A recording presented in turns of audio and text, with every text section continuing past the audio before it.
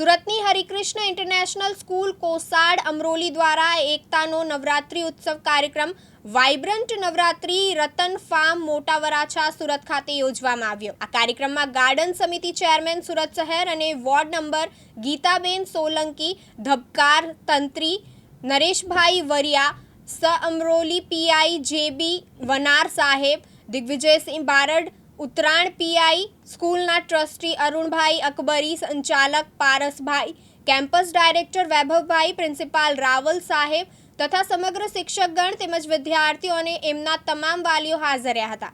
આજ રોજ આપણે એકતાનો ઉત્સવ નામનો એક નવરાત્રી મહોત્સવનું આયોજન કરેલું છે કે જે સ્થળ છે વાઇબ્રન્ટ નવરાત્રી છે રિંગ રોડ પર આવેલી। કુલ ટોટલ લગભગ 2000 થી 2500 વાલીઓ એકત્રિત થઈ અને સરસ રીતે આયોજન ઉજવી રહ્યા છીએ। આ નવરાત્રી ઉજવવાનો મુખ્ય હેતુ છે આપણે સંસ્કૃતિ, આપણી જે હિન્દુ સંસ્કૃતિ છે એને જાળવી રાખવાનો છે।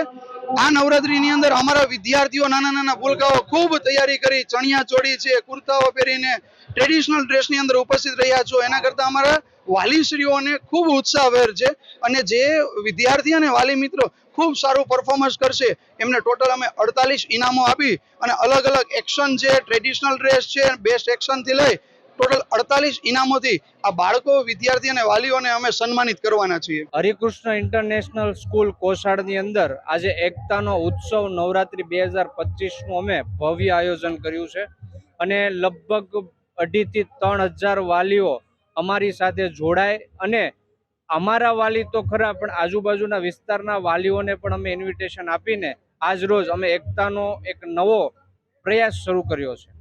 નવરાત્રી ચાલી રહી છે, નવરાત્રીનું આ ભવ્ય ઉજવણી જે થઈ રહી છે ને એમાં અમારી શાળા એકદમ સરસ રીતે એકતાના ઉત્સવ સાથે પરિવાર સાથે જોડાય અને અટેચ થાય એના માટે અમે દરેક વાલી મિત્રો અને કોસાડ વિસ્તાર અને સુરતને નવરાત્રીની શુભકામના પાઠવીએ છીએ।